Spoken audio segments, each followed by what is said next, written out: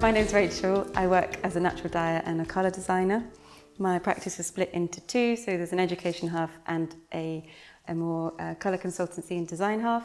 The education half, I tend to work with the public and the community, facilitating natural dye workshops and experiences all over the country.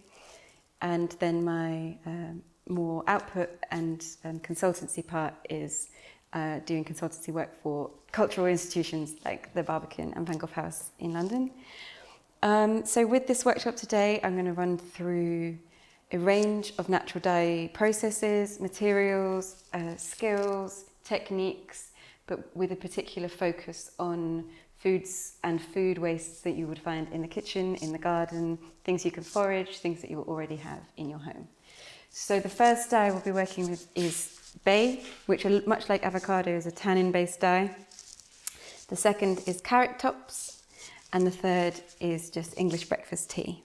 So I'll teach you the 4 stages of natural dyeing. The first being scouring, which is a process where you wash the fibres that you're using.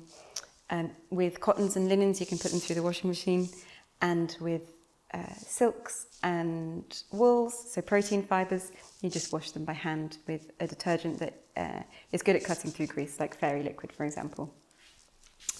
So the stage after that is mordenting. Mordenting is a process that cuts and slightly abrases into the fibre. It comes from the Latin mordent, which means to bite, and much like in Welsh, dant is teeth, dont is French for teeth. It's a biting process, so the mordant will react ever so slightly in an abrasive way on the surface of the fabric, and then it will mean that once the pigment is in the fabric, that's where it stays. So it will become light fast, colour fast, and much more reliable as a dye colour overall. The stage after that is dyeing. So dyeing is just one of the 4 stages. But what I would say with dyeing is the better you prepare your fabric, then the easier and the simpler the dyeing process is. So what I tend to do is scour and mordant fabric in bulk, and then when it comes to doing the dyeing, you can be a lot more spontaneous and make much more simple dye vats because you've done all the boring bits, you've done all the prep. So if you are out foraging and you find something that you want to experiment with, you don't have to go through all the process of washing and mordanting in order to test it. You've got all this material, essentially like paper to draw on, that's ready for the experimenting.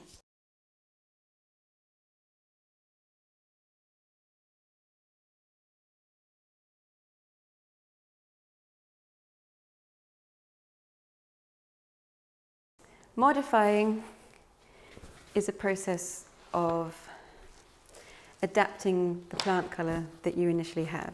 So these are 3 plant colours that have not been modified. They've just been mordanted, scoured, and then dyed. So this first one probably looks quite similar to your avocado.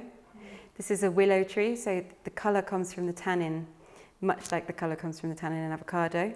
You can get similar colours from bay leaves and dock roots, and the reason they're similar is because it's the same chemical that you're extracting from the plant. This orange colour is from a wildflower called agrimony. It grows a lot in the hedgerows around Buckinghamshire and in wildflower meadows. It's all sorts of places. It's a small plant with spiky leaves around the edges and a spike through the middle with little yellow flowers that later in the season turn into burrs. This is from marigold, just the same sort of marigold that's in like garden borders, French marigold, tagetes, not as opposed to calendula, which doesn't give any colour at all. So the chemicals that you've extracted from the dyes are reactive to various metal salts and various pHs. So a copper salt, for example, or an iron salt, iron sulfate, or lemon juice will all impact the colour of the dye. So I'll just demonstrate to you just how much the dye can change as you use modifiers after your dye.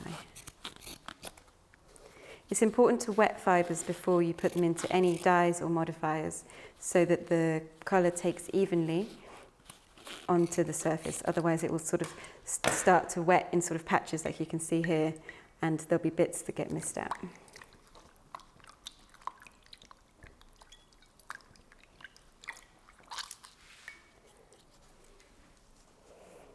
So I'll leave the original untouched one here so you can see the difference as they develop. So this one's going into the copper sulfate. This one's going into the iron sulfate. And this one's going into the lemon juice. Now, copper and iron sulfate you can buy online from specialist dyers shops or dyers eBay shops, but you can also buy from websites that do like home chemistry kits for kids or all sorts of things.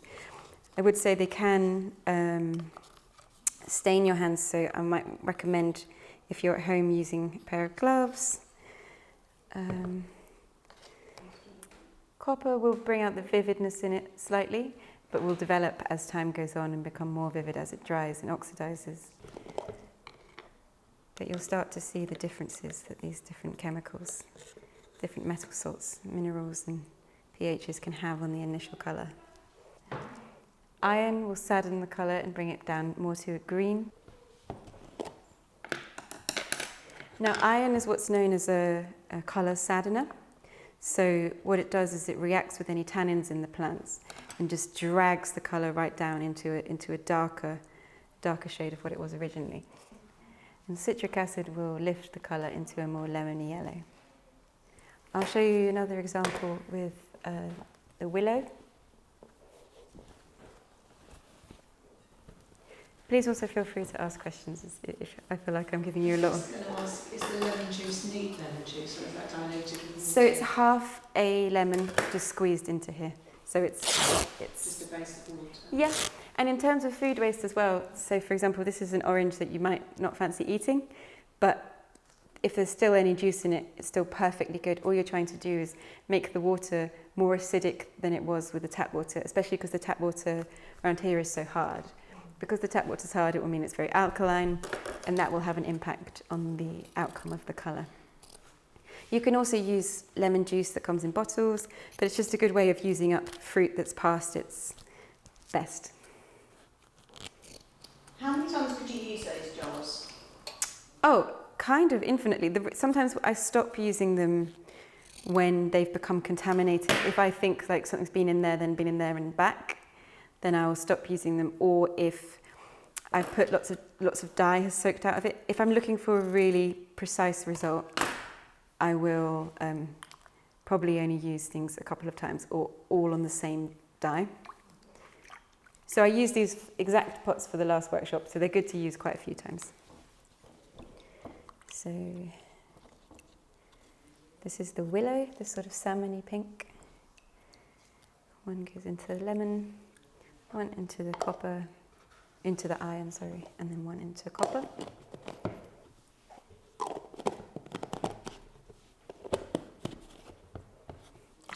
You can also use vinegar or anything acidic, really. There's all sorts of acids kicking around in the kitchen.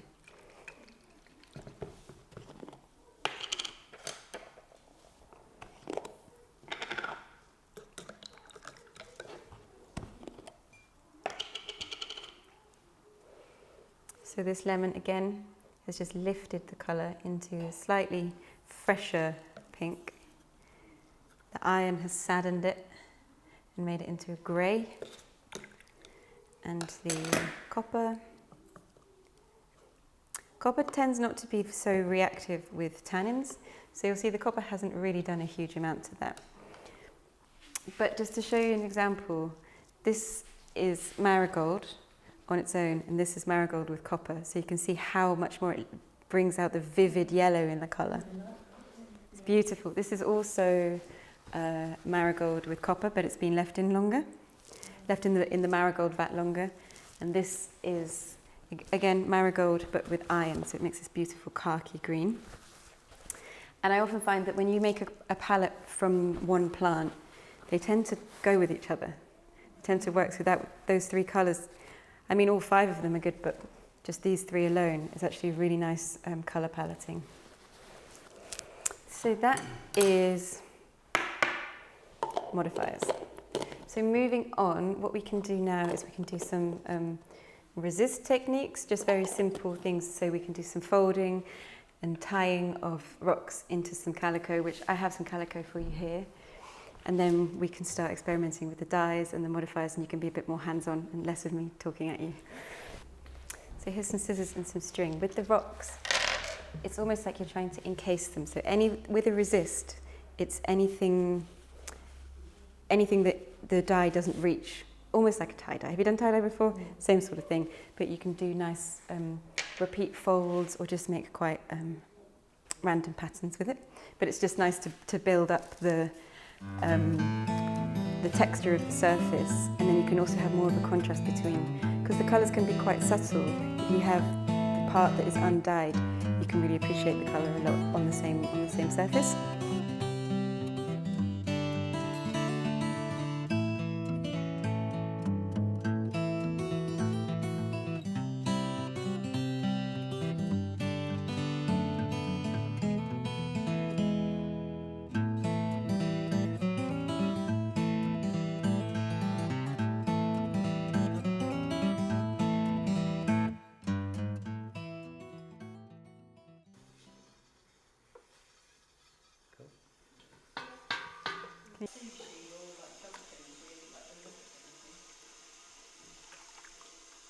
The ones that you've done, what I would say is they need soaking in the water, and you just try and get all the bubbles out, because you're just like removing the oxygen and making sure like it's fully soaked.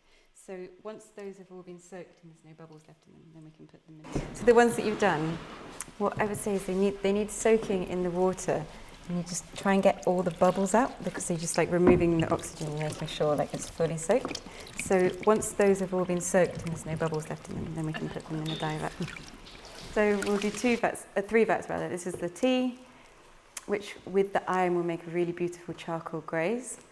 This is carrot top, which will make a delicate lemon yellow, and this is bay, which will make a salmony, not unlike your avocado.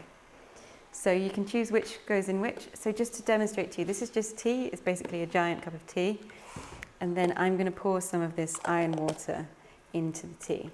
With the iron water, you can either buy ferrous sulfate, or you can essentially put anything rusty into some water for a few weeks, and the water will become like this, and you can use that as a. Also, sometimes what I like to do is put some rusty hinges or anything that we find kicking around in the bottom of the dye vat, so then the vat will react with the rust as it's developing. But then you're committed to it then. So it's a lot of the time I tend to use modifiers afterwards, so I can get a few different colours out of the vat. But if you put the modifier into the vat initially, that's what you're going to have. You're stuck with that. So all the tea bags that you find yourself using of an average, can you see this is already going black? So it's the tannins in the tea reacting with the iron. So iron and tannins will make dark colours, and the higher the tannin content, the darker the colours. Wow. So it's entirely up to you how you disperse these. So this will be charcoal grey, this one will be a soft yellow, and this one will be a salmony pink. So you wouldn't just do the tea without putting the... You could absolutely do that without the iron, but you can predict the colour that you get from it. It would be nice. It would be a nice subtle sort of warm brown, but the black is kind of more dramatic and mysterious and has more depth. And I always like, the more depth things have, the more sort of texture they bring to a very flat surface. So yeah, you're very welcome to experiment, and then we can experiment with modifiers with these ones afterwards. I quite like that one to go in the dark. So do I just drop it in? Yeah, just chuck it in. And we'll leave them in there for 15-20 minutes, and then I can take you through this archive of dye while we're waiting. So when you were asking us to put the rocks in, was that to weigh them down? No, that's just so that they can create a pattern. Oh right, okay. Yeah. Because these ones are obviously going to float. Oh yeah, That's- no. that's not a problem. Once they get wetter, they'll. Once they're saturated. Yeah. And it has a sort of purplish to it, doesn't it? It's a grey, but there's a sort of blue undertone. I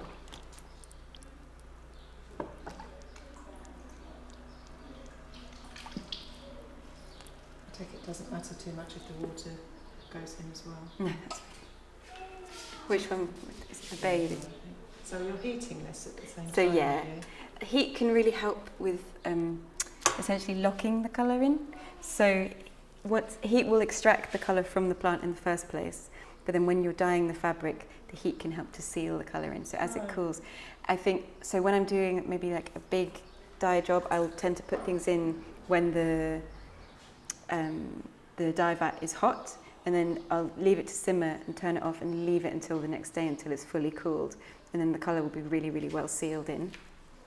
But this is just, I love how mysterious the grey is. It's like, it's not committing to any shade in particular. It's like leaning into a blue, leaning into a grey, leaning into a purple, and it's a type of shade that I don't think you can really replicate with synthetic dyes. So let's see how these ones are doing. These delicate colours will take a little bit longer. You can see it's taking a little bit of shade, but this one will take slightly longer. And then, again, taking a bit of shade, but will also take a little bit longer. So this is an archive made by a woman called Chris Nichols, who lives in Buckinghamshire. And it's a particularly useful archive, not only because it's so meticulous and has specimens and samples, recipes and variations on those recipes, but it's also valuable because it was made between 1972 and 1975. So the sheer age of it shows you what is reliable and what will last a long time. And as we're flicking through, we'll see things that they make me wonder if they'd always been that colour or if they've faded out. And but as you can see, certain things are really important to note if you're keeping a recipe book of these things. So it has the common name and the Latin name, but also where the plant grows. Often she'll also put the tap water, so where she was in the country when she did the dye, because obviously the pH will make a big difference to the outcome of the colour. I think that's another thing that's really nice about dyes, especially forage dyes, is they're so hyper-local in that they're right next to your home, but the connection to place just goes on and on and on, in that if you did exactly the same dye 200 miles away, it would be a different colour because the tap water would be different. This is Birch. Birch produces some really buttery, lovely yellows, actually. So she's done the bark in that as well? Yep. Yep. So this is leaf and bark. Oh, I've got birch in the garden. This is elderberry. I've got elderberry too. Have you? Incredible. So there's so many variants. It's beautiful. Oh, the green one. The navy one. The navy. Yeah, it's stunning. So feel free to take photos of these after if you want some recipes. Thank you. I'll do that.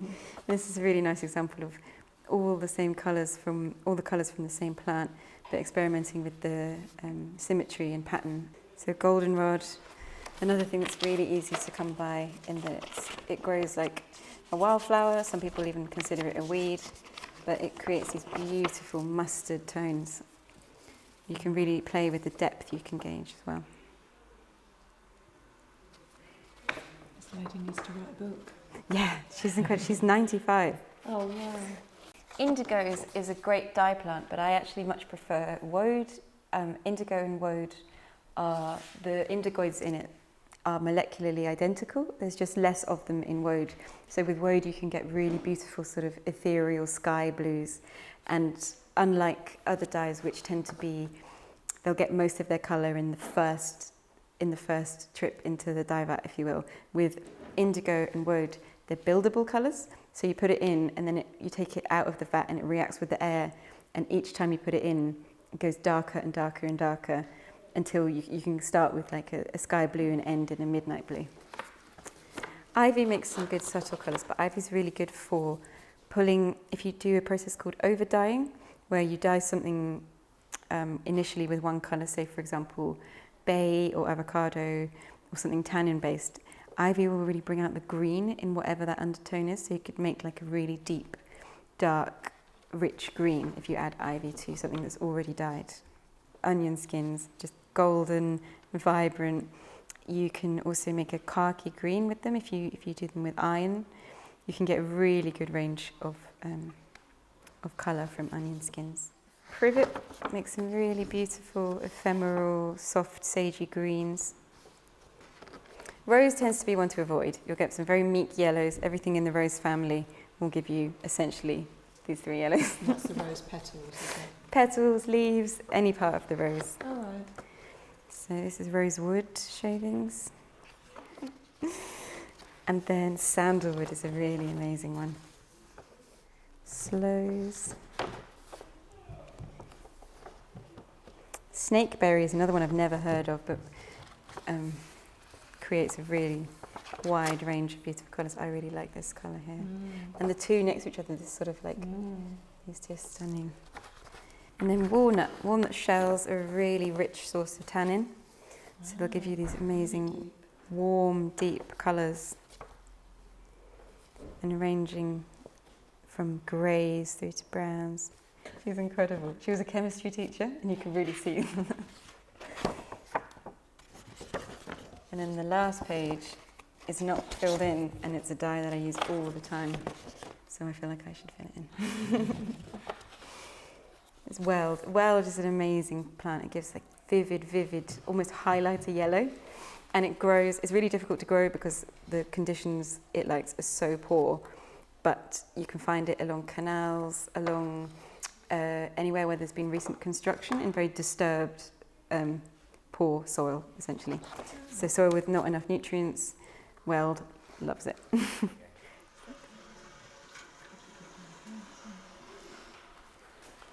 It's interesting how they tend to bring out the colour in each other. So when it was just the yellow, it doesn't look, you can't really decipher much of the yellow, but they kind of bring out the depth in each other.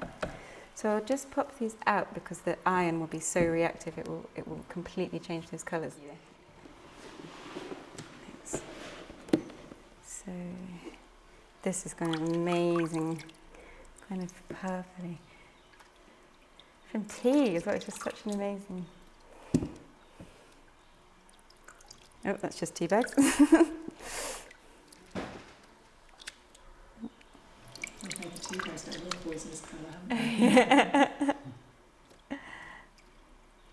We can start unwrapping them. I would recommend starting with the unironed ones and then moving on to those, because iron is so reactive that once you touch that, it will start to affect the colour.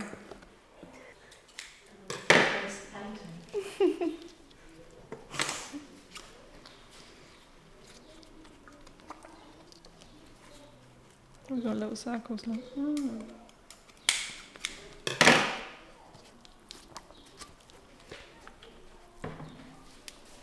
Stripes.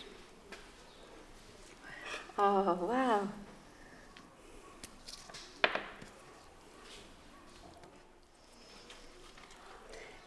The water, yeah, so the heat thing, as I was saying before, it will stop it, it won't bleed through.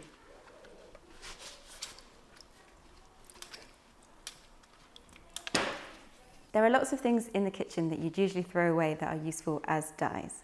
Orange peels, lemon peels, onion skins, avocado skins and pits, coffee grounds, tea bags. The list goes on. I would really encourage you to experiment in the kitchen.